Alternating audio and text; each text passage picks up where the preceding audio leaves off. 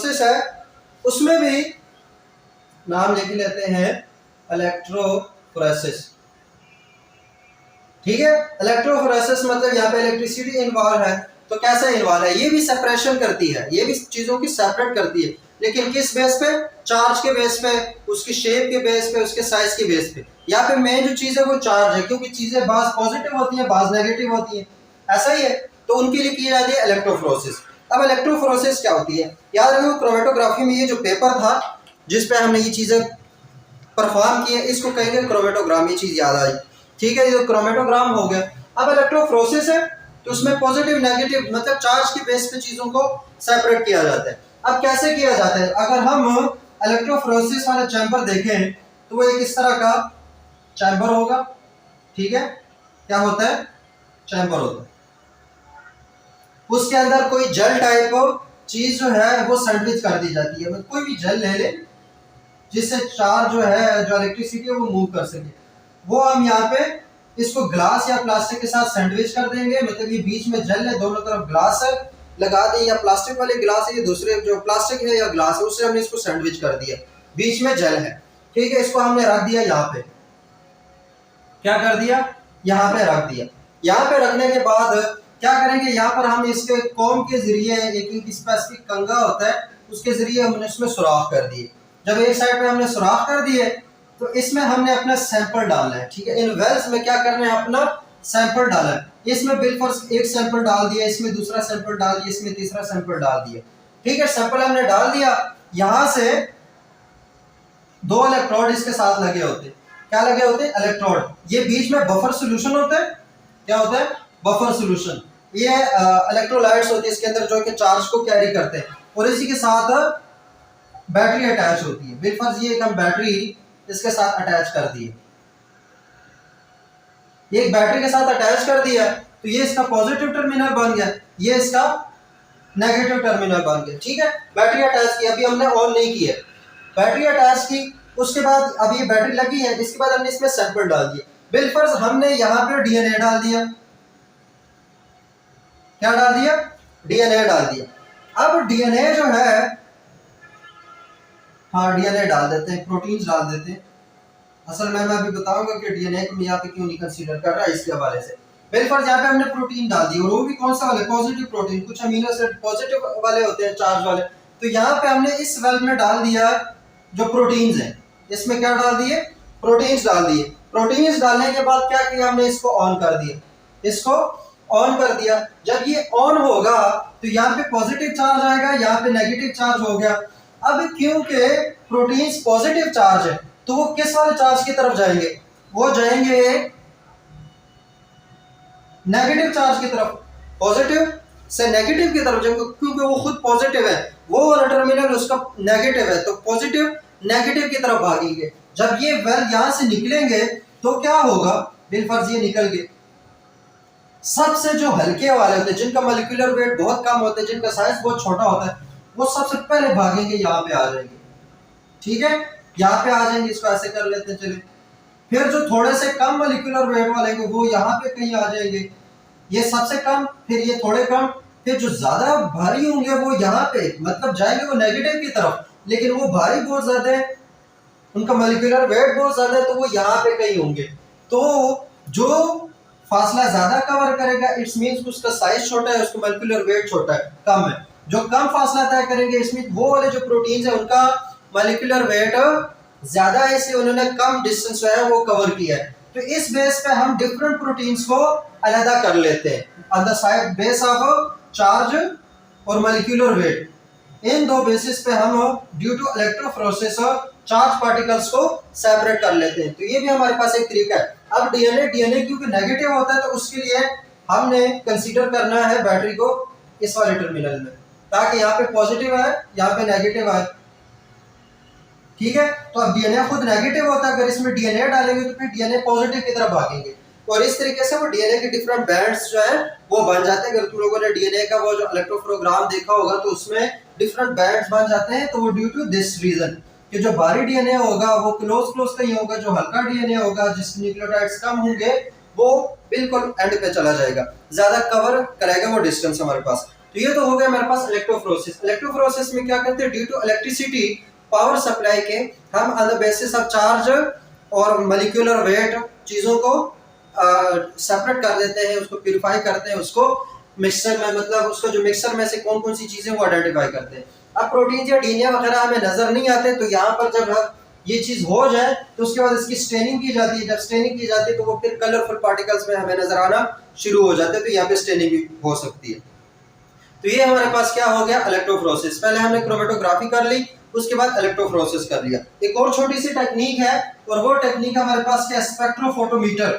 देखो बायो में बहुत सारी टेक्निक, बहुत सारे टर्म्स उसके नाम से डिवाइड हो सकते हैं, ठीक है, उसी के नाम से पता चल जाता है कि किस चीज के बारे में होगा।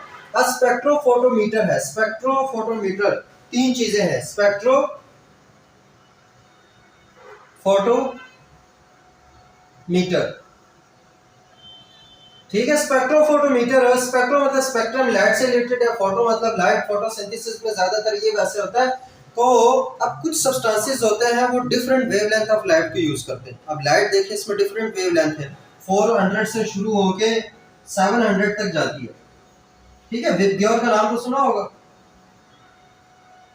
ये नाम सुना, मतलब जो हमारे पास आम लाइट है, व्हाइट लाइट, अगर उसके डिफरेंट वेवलेंथ्स में बात करें तो violet, indigo, blue, green, yellow, orange और रेड, ठीक है। ये 7 तरह के लाइट जो हमारे पास कलर्स हैं जो डिफरेंट वेवलेंथ पे होते हैं, वो इसी व्हाइट लाइट में होती है। अब ये देखो वायलेट सबसे करीब होगा, उसके बाद इंडिगो, उसके बाद 450 के आगे पीछे हमारे पास ब्लू होगा, फिर इसी तरह बढ़ते जाएंगे।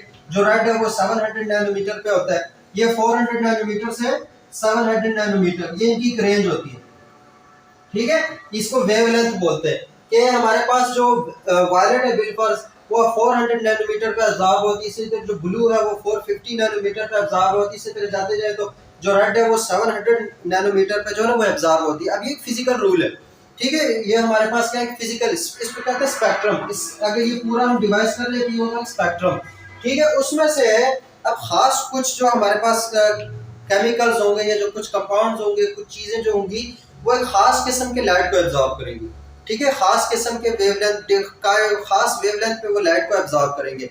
तो उसको हमने मेजर करना है और उसके मेजरमेंट करने का तरीका जो है वो स्पेक्ट्रोफोटोमीटर की कहलाता है, और जो मशीन हम यूज करते हैं वो स्पेक्ट्रोफोटोमीटर होता है। वो क्या होता है, स्पेक्ट्रोफोटोमीटर। बिलफर्ज जब हम चैप्टर नंबर 4 करेंगे बायोएनर्जेटिक्स, वहां पे स्पेक्ट्रोफोटोमीटर के एक दिखाई गई है, हमारे पास एक ग्राफ दिखाया गया। देखो डिफरेंट फोटोसिंथेटिक पिगमेंट्स जो है वो यहाँ पे बहुत ज्यादा इंपॉर्टेंट है। जैसे हमारे पास क्लोरोफिल ए है, क्लोरोफिल ए है, इसी तरह क्लोरोफिल बी है, इसी तरह कैरोटीनॉइड्स हैं, ये सारे फोटोसिंथेटिक पिगमेंट्स हैं, ठीक है। इसको हम सी कर लेंगे, कुछ भी कर लेंगे। क्लोरोफिल ए हो गया, बी हो गया, सी हो गया। अब ये देखें इसका एक ग्राफ बनेगा स्पेक्ट्रोफोटोमीटर में, इसको डालेंगे, इन तीनों को क्या जाएगा, इसको डाल देंगे। इसको डालने के बाद क्या होगा कि क्लोरोफिल ए जो है वो डिफरेंट वेवलेंथ पे लाइट को एब्जॉर्ब करता है, क्लोरोफिल बी डिफरेंट वेवलेंथ पे करता है, कैरोटीनॉइड सी जो है वो डिफरेंट वेवलेंथ पे करता है। बिलफर्ज हम कर लेते हैं क्लोरोफिल ए। तो क्लोरोफिल क्या, मैं यहां से इसको शुरू करता हूं, ये यहाँ 400 से शुरू होता है, इस तरह 450, ये जाते जाते 700 नैनोमीटर तक जाता है, सही है। अब क्लोरोफिल ए हमने डाल दिया। क्लोरोफिल ए बेसिकली इस किस तरह के टर्म जाएंगे, ये होके फिर इस तरह जाएगा, फिर ऐसे हो जाएगा, एक ग्राफ सा बन जाएगा। इस ग्राफ के पी का मतलब कि यहाँ पे मैक्सिमम लाइट एब्जॉर्ब हो रही है, यहाँ पे क्या हो रहा है, मैक्सिमम लाइट एब्जॉर्ब हो रही है। इसी तरह ये क्लोरोफिल ए है। अब क्लोरोफिल बी जो होगा वो भी तकरीबन ऐसे ही होगा,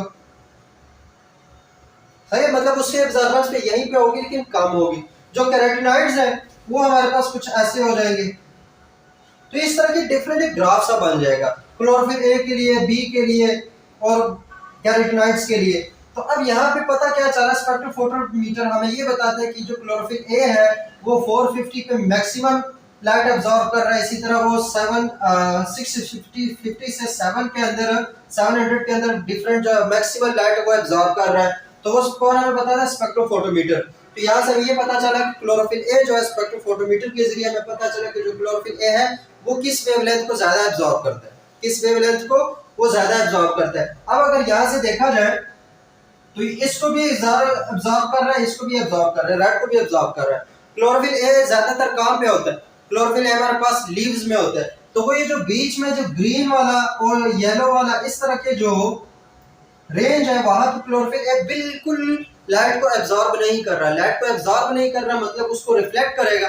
अगर एब्जॉर्ब नहीं कर रहा तो वो लाइट रिफ्लेक्ट होगी। इसी वजह से क्योंकि ये ग्रीन येलो इन वाले कलर्स को एब्जॉर्ब नहीं कर रहा क्लोरोफिल ए, तो इसकी वजह से ये रिफ्लेक्ट होंगी। ये जो ग्रीन कलर है वो रिफ्लेक्ट होगा और इसी वजह से पत्ता हमें क्या नजर आता है, जो लीव है वो हमें सब्ज नजर आता है, ग्रीन नजर आता है। क्यों ग्रीन नजर आता है? क्योंकि क्लोरोफिल ए उसमें ज्यादा आता है और क्लोरोफिल ए जो है वो इस रीजन में लाइट को एब्जॉर्ब ही नहीं करता।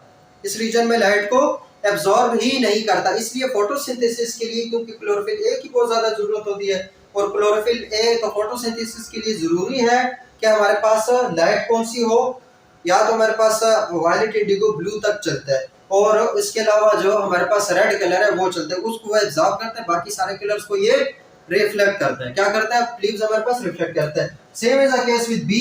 कैरोटीनॉइड्स को देख लो तो वो यहाँ पे तो कुछ एब्जॉर्बेंस शो करते हैं। यहाँ पे जो ग्रीन हो गया, ऑरेंज है, येलो, यहाँ पे कुछ एब्जॉर्बेंस शो करते हैं, लेकिन यहाँ पे बहुत कम एब्जॉर्बेंस इनकी शो हो रही है।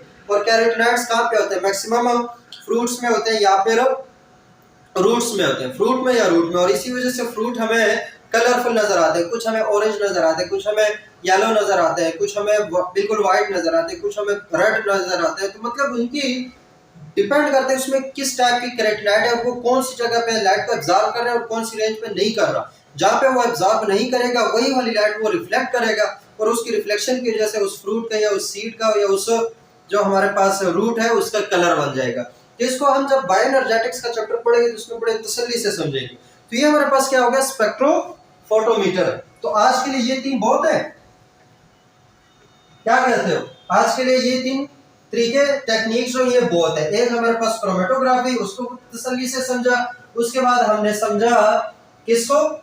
क्रोमेटोग्राफी हो गया, हमारे पास इलेक्ट्रोफोरेसिस हो गया और स्पेक्ट्रोफोटोमीटर हो गया। पीछे रह गए हमारे पास रेजोल्यूशन, मैग्निफिकेशन और ये जो माइक्रोस्कोपी है और उसके साथ माइक्रोमीटर।